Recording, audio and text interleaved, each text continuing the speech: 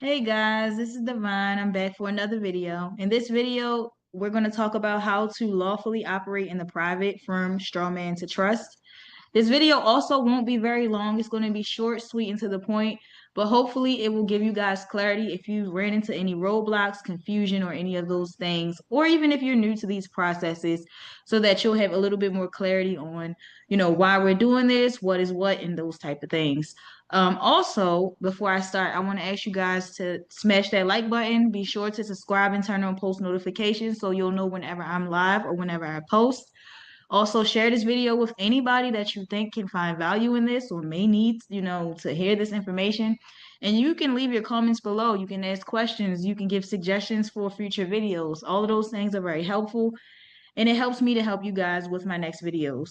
So, without further ado, oh, real quick too, for any of our offerings like DTB Academy, our status correction courses, our private banking courses, any of our standalone courses that you can purchase on Gumroad, to book an email consultation where you can ask 3 questions for $35 by email, any of those things that we offer within the DTB community, all those links are in the description box below. So if you're interested, definitely go ahead and check out the description box where all those links are located. Before we get into this, grab a notebook and take notes. Don't just watch, study this information. I didn't create the system, and I'm not the author of the codes, the forms, or the processes. This information was written by the system itself. I just learned how to read it. What you do with it is on you. This is for educational purposes only, not legal or financial advice. Let's get into it. So, what is status correction? So a lot of people on the internet are talking about status correction, and a lot of people just briefly just brush over, you need to get your status corrected. You need to do this, you need to do that. But nobody never really like gives you exactly breaking down details. And that's kind of where I kind of try to share this information with you guys and break it down to the most lamest terms for the most beginner of beginners to understand. So let's talk about the different distinctions. First and foremost, one of the things I realize a lot of people who get into this don't really have a full comprehension on is the difference between public and private. So you have a legal person, which is a public facing entity, and then you have a living being, which is a private facing entity. Okay, so you have to find out the duality of this. Know that one is on the public side and one is on the private side. The all caps name is a trust slash corporation. So that is a public person, a legal person. Okay. And you are the grantor by birth because that corporation was created based on your likeness. Okay. Then you have certificates and assumptions that further ties you into this system, which then makes you surety for the debt so that we can keep on circulating this paper fiat currency that has no value outside of you backing it. There is no precious metal that backs this currency. It's only you and your labor that backs this currency. So your public facing legal person with the all caps name is a trust or corporation, and by birth, you are the grantor because you're the living being whose likeness this creation was created after.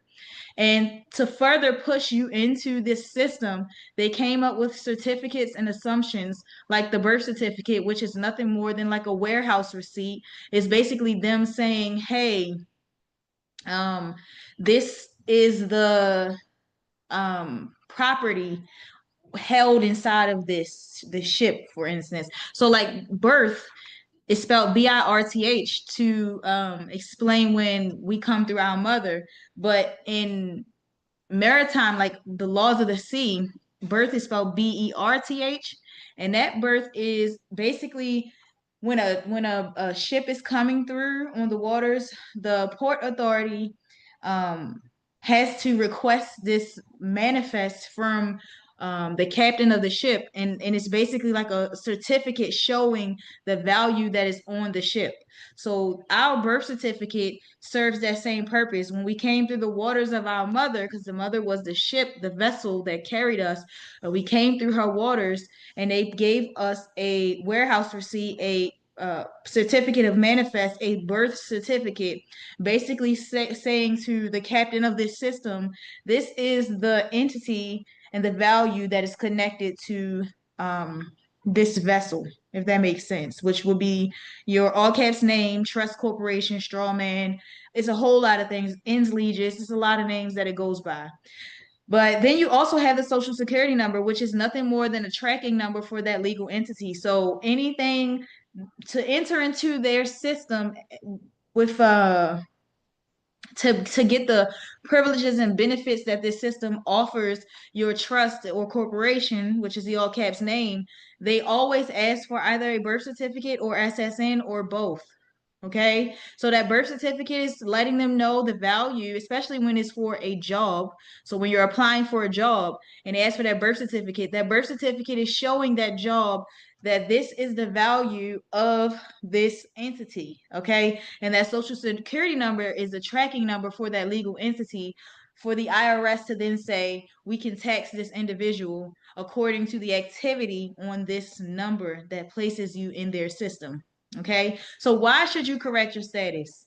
Well, mainly because if you don't correct your status, then you're always going to be under their jurisdiction, which is going to make it a lot harder for you to get what you want in, in the long term of things, right? So you still can live in the public and still can be successful, but there are some things that you're not going to be able to do, especially when it comes to being a private banker, if you're still living fully public, okay? So you want to get off the presumption that you're acting in commerce. If you're acting as that all caps trust corporation name, then they're assuming that you're acting in commerce at all times. So that means you're driving a motor vehicle. So they can give you tickets and citations.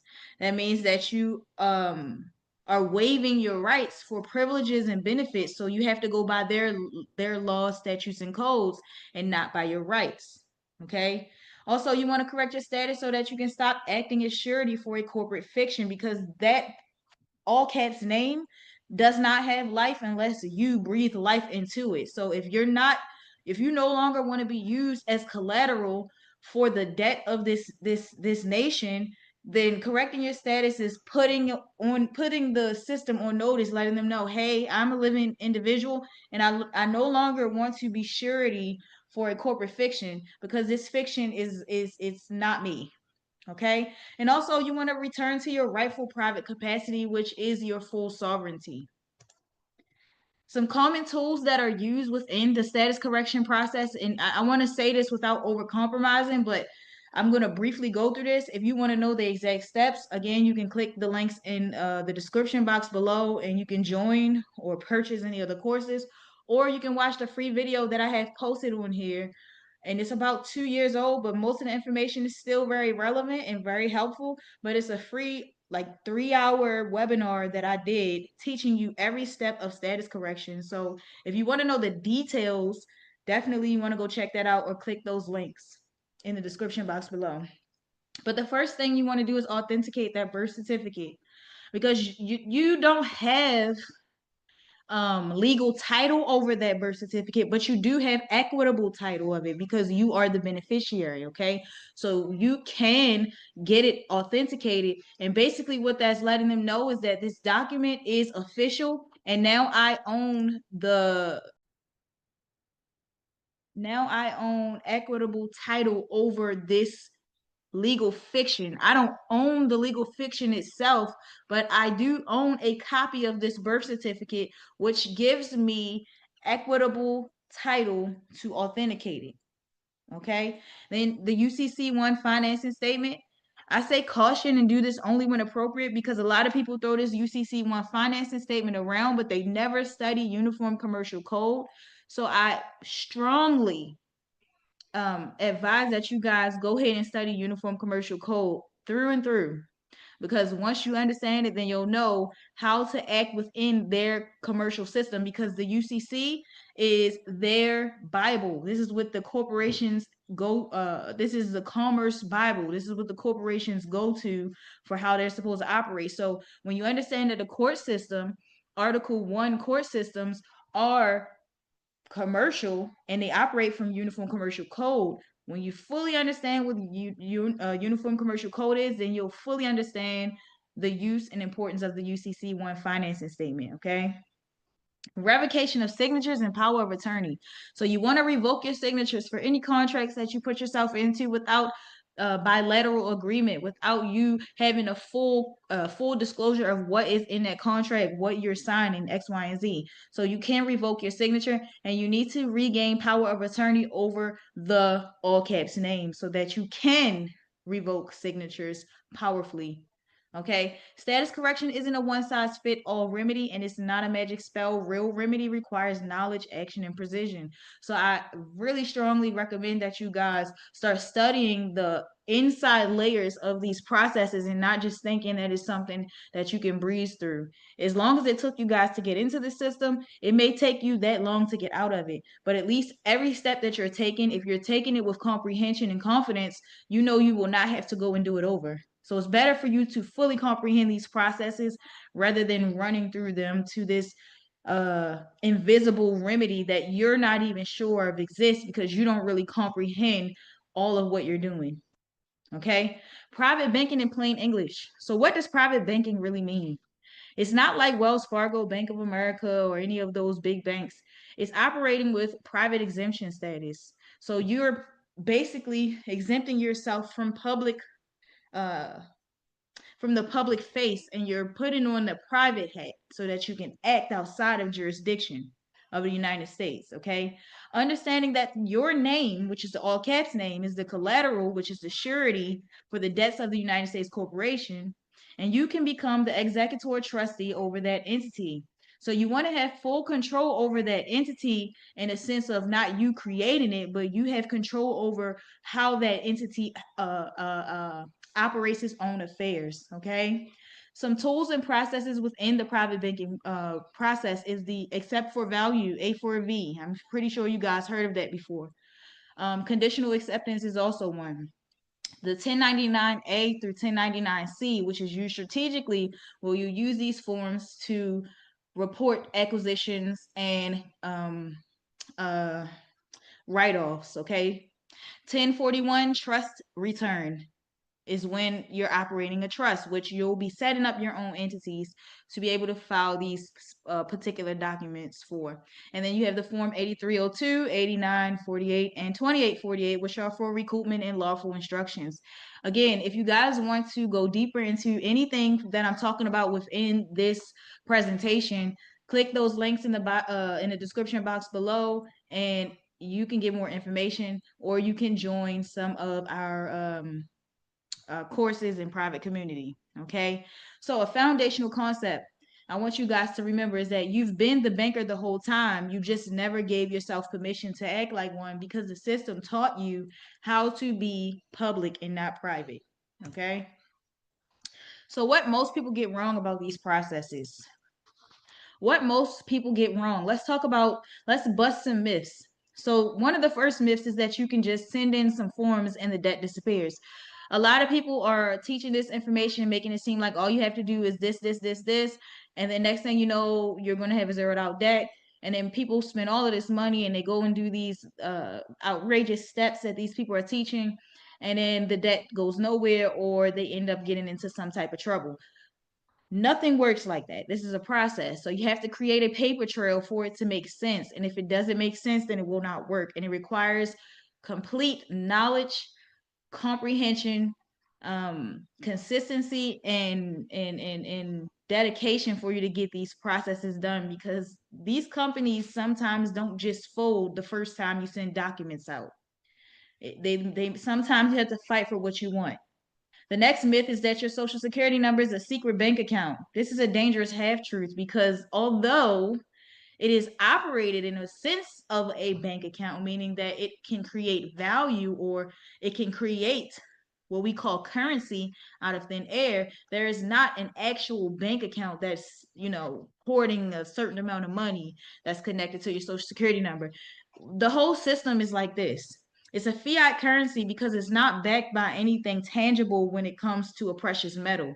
It's actually backed by the labor of the debt money system. So the labor comes from you, the living being, who is acting as the all caps name in their system. So you're acting as the role that they created for you.